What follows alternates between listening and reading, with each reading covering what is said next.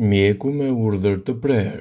Mos i përdorni hudhrat nëse vuani nga këto sëmundje. Për gjatë viteve, njerëzit i kanë përdorur hudhrat si një ilaç për të parandaluar probleme të ndryshme. Mirë po, nëse nuk e keni ditur, janë disa lloje të njerëzve të cilët nuk duhet i përdorin hudhrat në dietën e tyre të përgjithshme. Sipas ekspertëve të Healthline, këto janë rastet kur ju nuk duhet i konsumoni hudhrat sepse mund të ndikojnë negativisht në çështjet tuaja shëndetësore. Para se të fillojmë, bëni një like videos dhe ju lutem klikoni subscribe, do të na ndihmonit shumë. Personat që kanë probleme me shëndetin e mëlçisë duhet të tregohen më të kujdesshëm me konsumin e hudrave në dietën e tyre. Disa elemente që përmbajnë hudrat mund të jenë të dëmshme për shëndetin tuaj të përgjithshëm, duke rritur gjithashtu edhe problemet e komplikacioneve të shëndetit. Elementet që mund të përmbajnë hudrat mund të mos treten më mirë dhe rrjedhimisht personave që vuajnë nga problemet e mëlçisë mund të krijojnë komplikacione në shëndetin e tyre. Veç kësaj, përdorimi i tepërt i hudrave shkakton edhe anemi, pasi disa nga komponentët e hudrës zvogëlojnë gjithashtu edhe qelizat e kuqe të gjakut. Personat që vuajnë nga një jashtëqitje jo bakteriale duhet të tregohen gjithashtu më të vëmendshëm me përdorimin e hudrave në dietën e tyre. Konsumi i hudrave te njerëzit të cilët kanë probleme me jashtëqitjen mund të mos përmirësojë shëndetin, por vetëm të keqësojë gjendjen për shkak të efekteve që i ka dhënë zorës së trashë. Prandaj edhe konsumi i hudrave duhet të jetë më i kujdesshëm. Persona të cilët kanë probleme me shëndetin e syve duhet të tregohen të kujdesshëm me përdorimin e hudrave. Personat që kanë probleme me shikimin duhet të tregohen të vëmendshëm me konsumin e saj.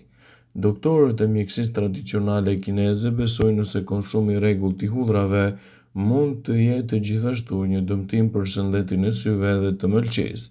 Veç këtyre shkakton gjithashtu edhe humbje të kujtesës. Personat përpara një operacioni të përcaktuar nuk duhet të konsumojnë hudra.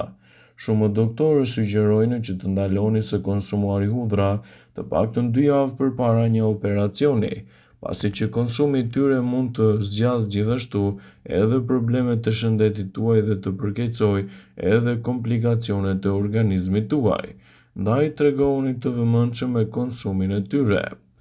Personat që kanë ulje të shtypjes së gjakut ose vuajnë nga tensioni i ulët duhet të tregohen të kujdesshëm me përdorimin e hudrave në mënyrë të rregullt në dietën tuaj. Hudra mund të mos ulë vetëm shtypjen e gjakut, por edhe të përkeqësojë gjendjen e tij. Teorikisht, konsumi i hudrave e ul më shumë se duhet tensionin e gjakut për personat të cilët do vuajnë nga shtypja e pakontrolluar e tij. Ndaj tregohuni të vëmendshëm me përdorimin e hudrave në këto raste, sepse mund të përkeqësojë gjendjen tuaj dhe të shkaktojë komplikacione të njëpasnjëshme.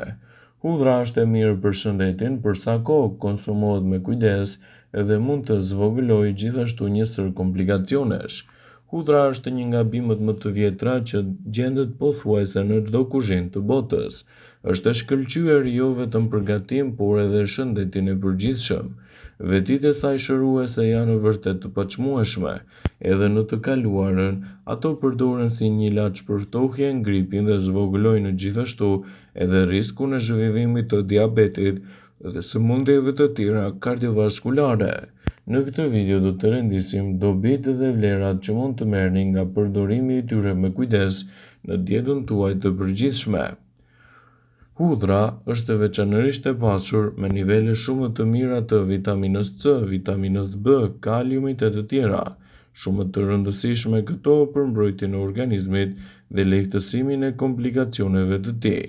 Përdorime të tilla të kësaj bime mund të jenë një mburojë e veçantë ushqyese në dobi të vlerave të shëndetit dhe parandalimin e komplikacioneve të tij. Dijeni se hudra është një përzgjedhje shumë e mirë ushqyese në vlerat e organizmit dhe si e tillë ajo duhet të përdoret me kujdes në mënyrë që Përfitimet e saj të jenë më të larmishme dhe më efektive në mbrojtjen e shëndetit tuaj në tërësi. Hudhra mund të ndikojë te nivelet e sheqerit në gjak. Hudhra mund t'i ndihmojë diabetikët të kontrollojnë nivelin e sheqerit në gjak sepse përmban mangan. Dhe një i rritur mund të konsumojë 2,5 deri në 5 gram mangan në ditë. Kriprat e manganit karakterizohen nga një veprim hipoglikemik, domethënë reduktojnë sasinë e sheqerit në trup. Përmban komponentët të sqafurit. Hudhra është e pasur gjithashtu me përbërës të mirë organosulfurik, të cilët japin asaj edhe aromën e fuqishme. Shija dhe vetit e saj shëruese. Këto kanë efekte të forta biologjike kur bëhet fjala edhe për molekula të caktuara në trupin tuaj. Shtimi i hudrave në mënyrë të rregullt në dietën tuaj të përgjithshme mund të mbajë larg këto komplikacione dhe të rrisë gjithashtu përfitimet që i japin shëndetit tuaj shumë vlera. Hudhra është e pasur me elementë të cilat japin asaj edhe aromë, shije dhe veti të mira shëruese. Ato kanë efekte të forta biologjike dhe bien në kontakt me molekula të caktuara. Hudhra do të ulë gjithashtu nivelet të ndryshme të kolesterolit.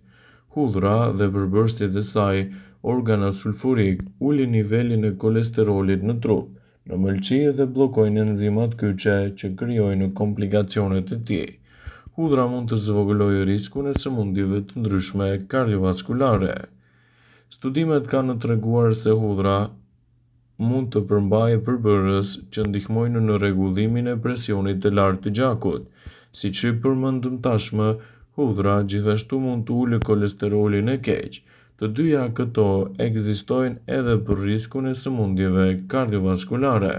Shtimi i hudrave në menunët tuaj ditore duhet të bëhet në kujdes dhe në mënyrë të kontrolluar, në mënyrë që të evitoni komplikacionet që i kanosen organizmit tuaj. Hudhra ka efekte të mira antiinflamatore. Inflamacioni është përgjigjja natyrale e trupit ndaj lëndimeve ose dhe infeksioneve, kështu që luan një rol kyç në procesin e shërimit. Megjithatë, inflamacioni kronik rritë riskun e shumë komplikacioneve, duke përfshirë edhe diabetin, sëmundje të ndryshme kardiovaskulare, artritin reumatoid dhe disa lloje të ndryshme të komplikacioneve. Studimet kanë treguar se hudhra është shumë e mirë për organizmin dhe një i rritur duhet të ketë pjesë përbërëse të dietës së tij, të paktën një thelbi hudhër çdo ditë. Hudhra ka efekte të dobishme në traktin tuaj gastrointestinal. Hudhra përmirëson funksionin e traktit gastrointestinal për shkak të vetive të saj antibakteriale, gjithashtu edhe antimikrobike dhe prebiotike. Prebiotikët janë lënda ushqyese thelbësore për një sër elementësh të shëndetshëm për zorrën tuaj dhe përshpejtojnë gjithashtu edhe shërimin dhe rritjen e bakterieve të dobishme në trup. Hudhra vepron edhe kundër parazitëve të zorrëve dhe përshpejton edhe shërimin e tyre. Ndaj konsumi i saj në mënyrë të rregullt në dietën tuaj të përgjithshme do të kthehet në një mbrojtje të vërtetë për organizmin dhe lehtësimin e komplikacioneve të saj. Hudhra është e mirë për organizmin dhe një i rritur duhet t'i konsumojë si pjesë përbërëse të dietës së tij. Hudhra do të zvogëlojë gjithashtu edhe riskun e sëmundjeve të Alzheimerit. Studime të shumta kanë treguar se hudhra do të promovojë shëndetin tuaj konjugativ të të moshuarit dhe të ulë riskun e zhvillimit të sëmundjeve siç janë për shembull çmenduria. Hudhra është e njohur në parandalimin e ndryshëm të problemeve të arteriosklerozës. Hudhra vepron gjithashtu edhe kundër bakterieve të këqija në organizmin tuaj, duke i mbajtur ato larg dhe duke përmirësuar në mënyrë të rregullt edhe shëndetin tuaj të përgjithshëm. Ekspertët tregojnë se hudhra mund të forcojë edhe sistemin tuaj imunitar. Hudhra ka veti të mira antibakteriale, antivirale edhe ndihmon gjithashtu kundër problemeve të ftohjes. Ajo do të lehtësojë kollën dhe ndihmon kundër bronkitit.